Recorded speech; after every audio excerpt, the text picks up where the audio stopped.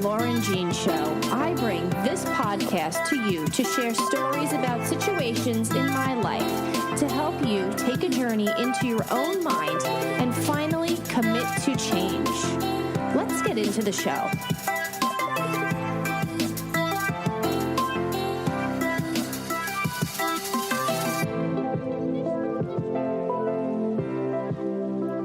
Hello, everyone. Welcome back to another episode of the podcast. Now, I've had some technical difficulties over the past 3 weeks or so, and I'm hoping to be back on my regular Tuesdays like I like to be. I don't like to just throw things out there when I'm ready, but I like for you guys to know that I'm going to be there. But I've been kind of unreliable the past 3 weeks because I have had some issues with my recording software. So I'm recording this right now, and I'm hoping all is going to go well. And if it does, you will hear this Tuesday, October 3rd. I have a really cool interview for you today. Now, dreams are a rich resource that we can tap for guidance, insight, and inspiration. You want to learn how to remember and record your dreams, how to specifically ask them for guidance or healing. Doesn't that sound really, really interesting? Now, I had a guest on my show a while ago, and her name was Laurel Clark. Let's just call her the Dream Lady. We're going to get right into her interview where, as opposed to talking about interpreting dreams just to interpret them, we actually go into how to interpret them for the purpose of your healing journey. Let's get right into this interview. No fluff today. Let's just jump right in with Laurel. Hello, everyone. Welcome back to another episode of the podcast. So happy to have you here. As you guys know, I've been on this journey of finding really cool people to talk about different areas of healing. And dreams, I have actually, dug into a while ago. I don't even know how long ago was that I had interviewed you, Laurel, but it was over a year ago where I was just getting into self-development. And this was something I was really curious about. But she had messaged me on Facebook in response to a post I had put up. And she wanted to talk more in depth about dreams and healing. And this is not even something that I had considered because I was getting hit with so many different ideas. But the fact that dreams are still really, really interesting to me, I wanted to have her back on again so we can go more into depth with this, because I know there's a whole lot more that she knows about this stuff. Obviously, this is what she teaches. So, Laurel, why don't you get into, a little bit about yourself, because you were on the show a while ago. So people may not have gone back that far because it's pretty far back, probably over 200 episodes ago. And I'll post a link in here to the previous one as well. But yeah, go into a little bit who you are, what it is, the heck that you do. And wherever it takes us. I'm really interested to see where this conversation goes. Okay, great. Thanks for having me back on again. My name is Laurel Clark, and I am a teacher. I'm an author. I do lectures and workshops in the areas of metaphysics, dreams, visualization, anything that has to do with the inner resources we have. And one of the reasons why I'm so interested in dreams is that they are an amazing resource. Everybody dreams every night. A lot of people don't remember their dreams, but we all have dreams. And I've myself been keeping a dream journal for 40 years now and have learned how to interpret dreams. It's only been within the past, maybe 10 or 20 years that I discovered the great potential that dreams have for healing. So there are people who have found out from dreams about cancer, for example, before a doctor's test showed it up, so they were able to get early treatment.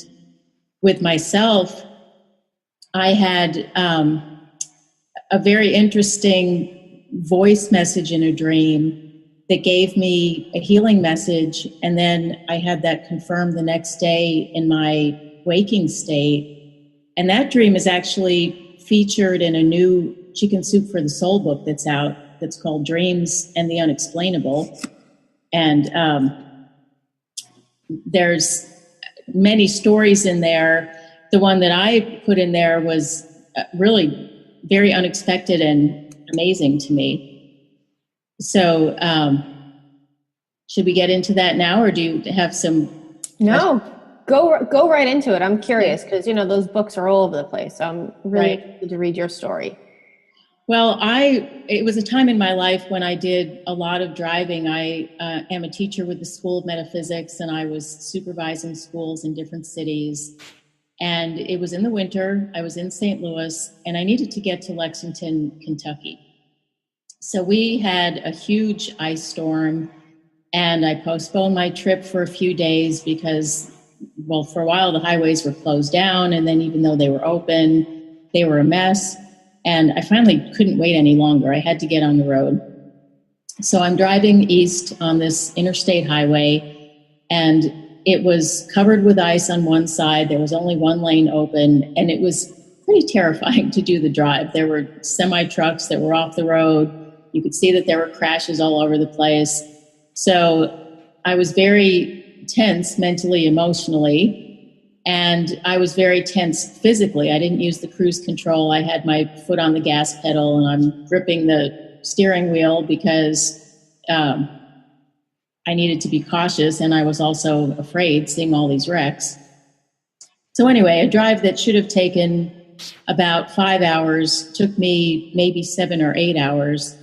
And when I got out of the car, I could hardly even move. I had wrenched my lower back, and it was really spasming, from driving for so long. Your body's in a not very natural position anyway. And then I was so tense. I completely wrenched my back, and I could hardly move. So I was pretty alarmed because I have a couple of friends who have problems with their lower back. And both of them at different times have had their back go out that they literally could not get out of bed for days. And I knew that I couldn't afford to do that. So before I went to bed that night, I don't even know what made me think of this. I'd never done it before, but I decided I was going to ask my dreams for help and healing. And I keep a dream journal, so I had it by my bed. And I wrote in the dream journal, I want two things. I want to wake up completely pain-free, and I want to have a dream that is going to tell me what I need to understand or do to heal my back. So I wrote that down. I went to sleep. And when I woke up, as I was in the process of waking, not completely awake, that kind of half asleep, half awake state. Yeah. In my mind, I heard walk backwards. So I wrote that down in my dream journal. And then I came fully awake.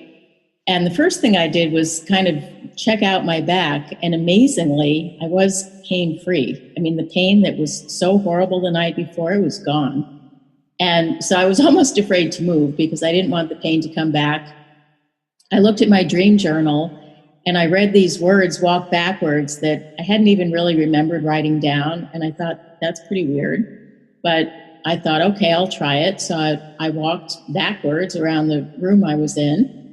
And it felt pretty good. I don't know if you've ever walked backwards. I know little kids do that, but you have to move your spine in a different way to walk backwards than you do forwards. So I did that, and I was moving kind of slowly because I didn't want the pain to come back. And then I had to get in my car again. I had to drive that day, which was probably not that wise, but I had no choice.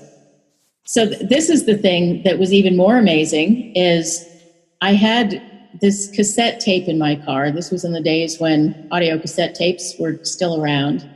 And a friend had given it to me, I don't know, maybe 2 months before that, 3 months before that. I'd never even felt like listening to it.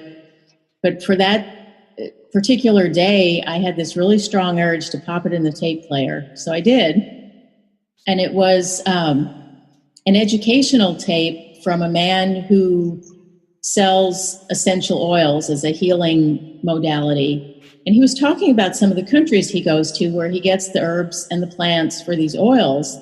And he was in China, and he said on the college campuses in China, the students walk backwards because it adjusts their spine. So when I listened to that, I thought, this is amazing, because that's exactly what my dream said, was to walk backwards.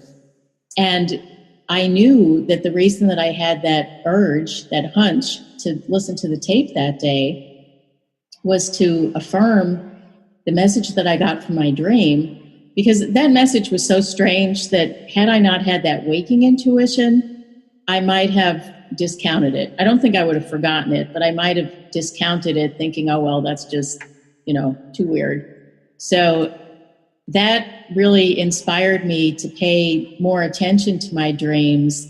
And since then, I've had some other dreams that have had healing messages or healing images in them. That's pretty cool. Yeah, that's really interesting. I've gotten, little things here and there. But yeah, to be able to actually write something down before you go to bed, I've tried doing that. I think we spoke about that on the last interview, but I haven't been able to follow through with it. And it's something that's always been on my mind. I think it's just, another thing to add to the list, but I'm really curious about that, because that's just really cool. I mean, to be able to put all those pieces together and to walk backwards in your room, not even knowing why.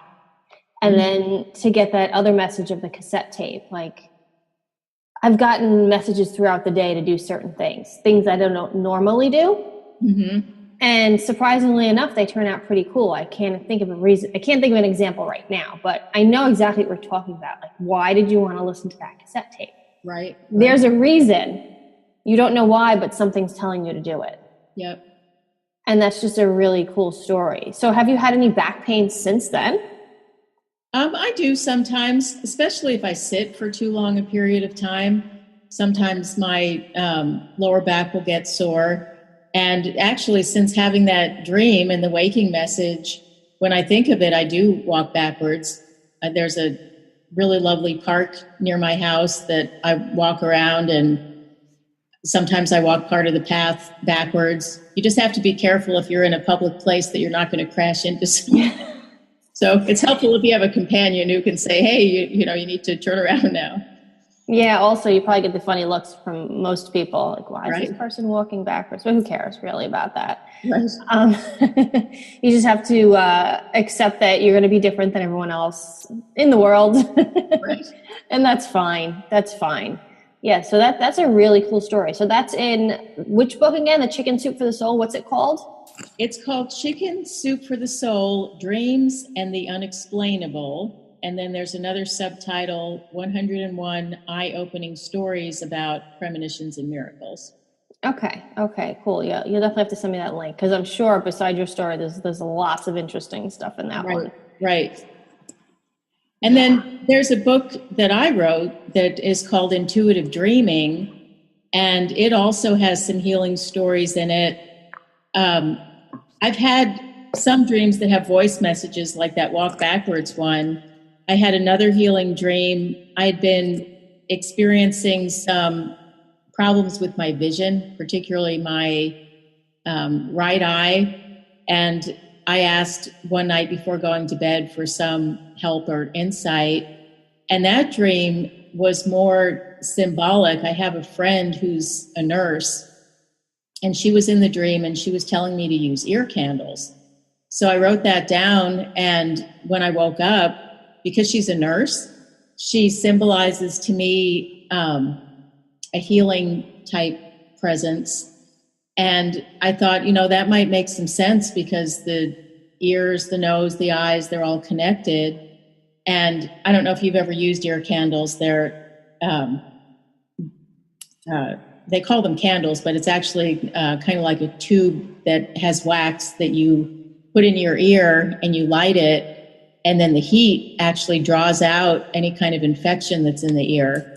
So I did that, and I could tell that I had some sinus congestion that got cleared up, which did help my eyesight. So yeah, I've definitely heard of them, and I've gotten I've always had like bad wax buildup since I'm a kid. And it's something I've always wanted to try. and more of, I've always thought about using it when I've had some sort of an issue, but I've also wanted to try it just for the heck of it. So it actually worked pretty well. It did work well. It's kind of interesting. It's very helpful if you have a friend who can help you, because you turn it on the side and then you put this candle in here and light it. And so you don't want to light your hair on fire. So it's helpful to have someone who can help. Yeah, that would be helpful. It feels good. It feels kind of like if you've ever had an earache and you put a hot water bottle on it where you have the heat. Yeah. Nice warmth, but then also the fire actually draws out what's in the ears. So it feels good. Like you can feel it clearing whatever's in there. I'm sure you could do a nice meditation during that too, because I'm sure it takes a little while to actually, you have to sit there and wait for it to do its thing, right? Does it take a long time? No, it actually doesn't take very long. A couple of minutes. Okay. Yeah. Sounds interesting. It might be a good thing to try this winter. I always like finding new different things to try over the, winter, trying to prevent any kind of sickness or, someone's always getting sick, getting this horrible cold. I really haven't had that in the past, I would say 2 years. That's great. That might be a fun thing to try. But getting back into what we were just talking about. So I know people are probably curious, like you've been practicing this thing for a long time, dreams for a long time. You've been studying it for such a long time. Is this something that someone can really learn how to do, get into it? Like, how do you suggest someone starts trying to really read their dreams for healing? If they have a specific, if they have some sort of issue that they want to really look into, like, how do you suggest someone starts even trying to do this? Because some people might want to do it, but I know the first thing is they have to believe it, right? They have to believe it, they have to be aware of it. But what does someone do? How do they start doing this? Well, that's a great question. The first way to start is to learn how to remember your dreams, because you could have the best healing message in the world, but if you don't remember it, what good is it going to do you? So I recommend getting a notebook that you are going to use for your dreams.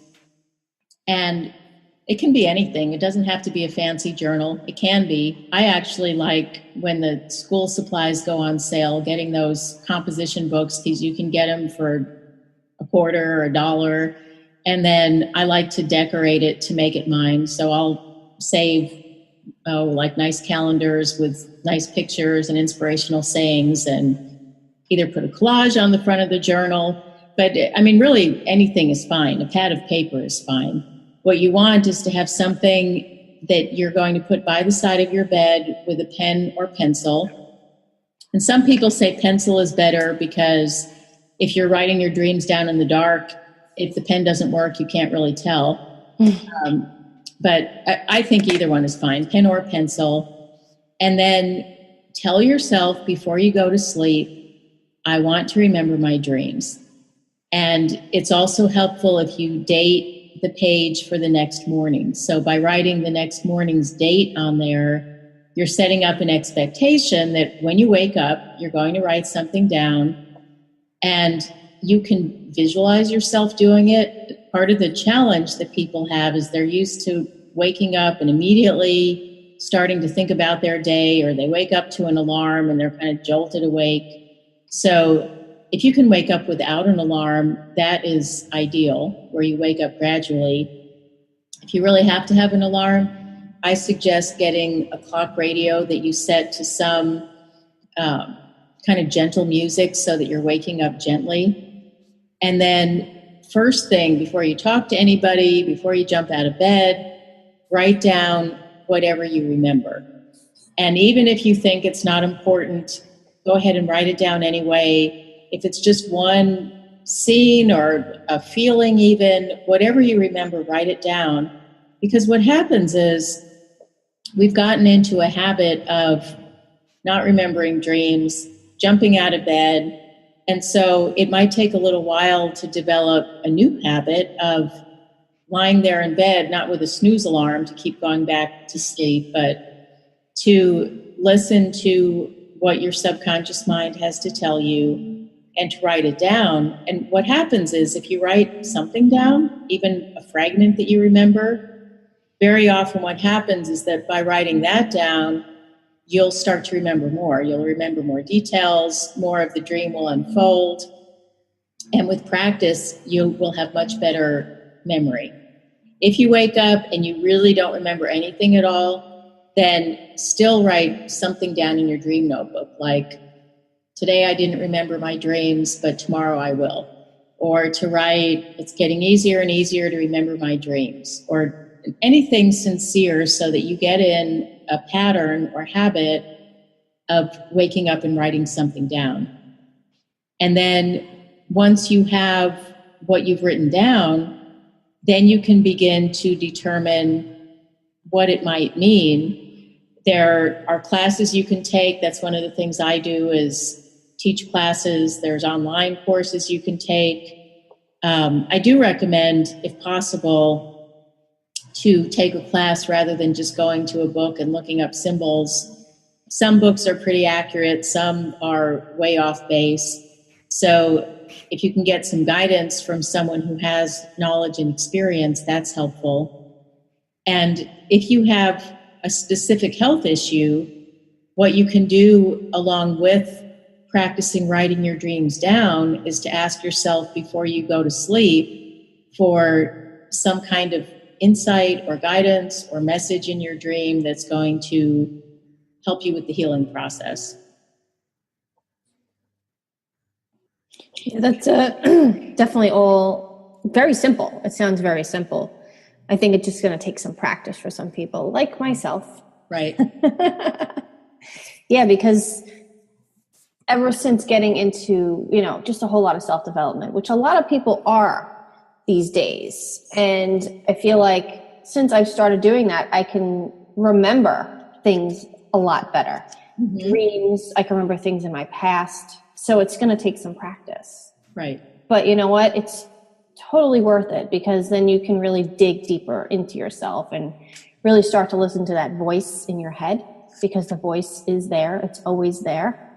But you have to learn the difference between like your ego and your intuition. And that's a tough thing for a lot of people. I'm still getting that. And I'm thinking it's going to take a long time to really determine, which is which to follow. So practice, I think is a key. Do you have any other tips for someone who really wants to get into this type of work for themselves? Like, you have anything that you remember when you started doing it such a long time ago, but do you remember anything that really got in your way? Maybe any kind of roadblocks that got in your way of doing this type of thing? Well, the first thing that you said in terms of believing that dreams are important, I think that is very important.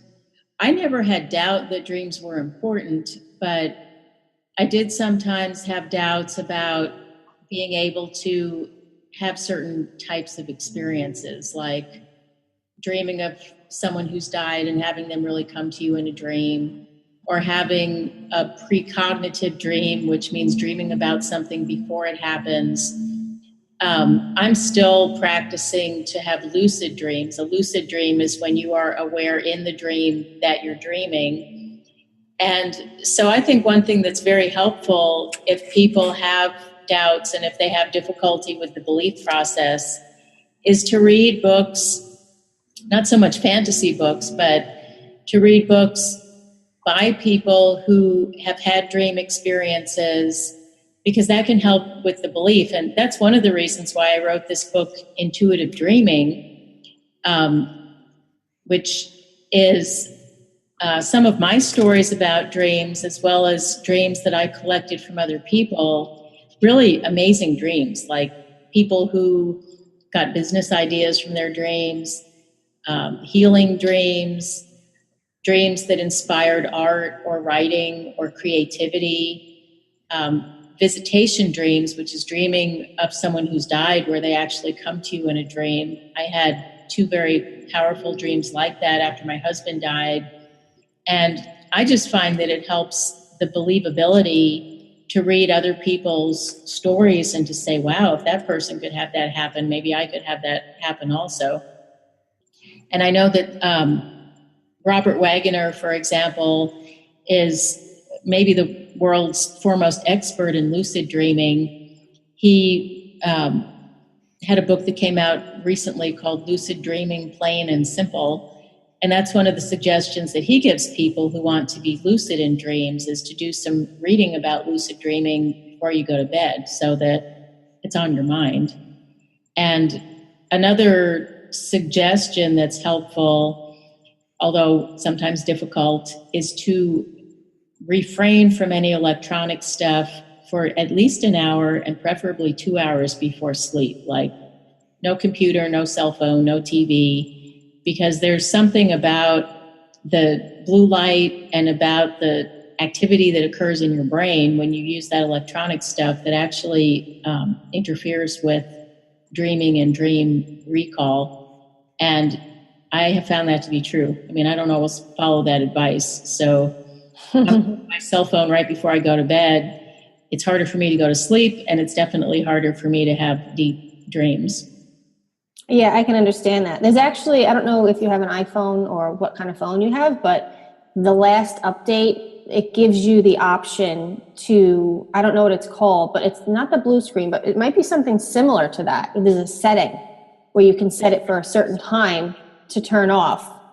So the screen kind of goes like this yellowish, so it doesn't interfere with as much. Like, I don't have a problem with sleeping. I've never had a problem with sleeping. So for me, the whole computer screen thing is a hard thing for me to do. Because I don't have that problem. That makes sense to you. Like, I can just close my eyes and I'm sleeping within 10 minutes. Not a problem for me. But for most people, yeah, it will disrupt you trying to actually get a good night's sleep. And, you know, maybe by me just practicing doing that, maybe I'll be able to, you know, do this whole dream thing a lot better than I wanted to. But yeah, it's really getting in the way, I feel like, of a lot of health related things. The screens everywhere. So yeah, I think we all get that. We definitely all get that. But I want people to be able to find you. So tell us where we can find you. And then also, I have the names of the books that you mentioned, but if you can just send me over those links, and I'll include those as well. Okay. Along with anything else that you want. I do have a website now that's new since we did our last interview. It is my name. It's www.laurelclark.com. And I will definitely send the links. The book that I wrote is called Intuitive Dreaming, and the Chicken Soup book is called Dreams and the Unexplainable. And if people are interested in individual dream consultations, I do private dream consultations, and I also offer workshops. There's a fantastic workshop about dream incubation that I do.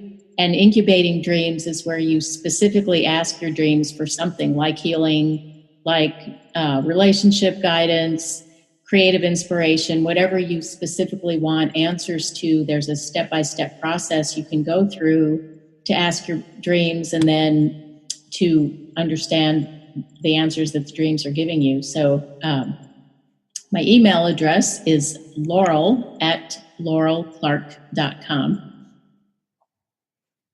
That's easy enough to remember. Right? Yeah.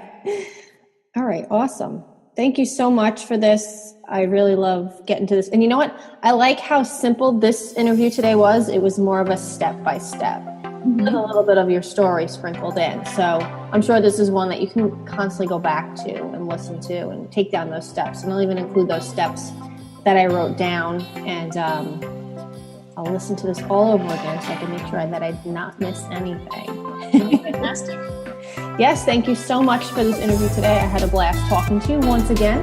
I love having repeat guests on because I like to see how, you know, how they've progressed, what they're interested in now. Your website has changed. You have the book now. I just love to see how people progress in their career and their passion, you know, what they're up to now. So thank you for being on here once again. Thank you for having me. Thanks for doing the show. It's great. Absolutely.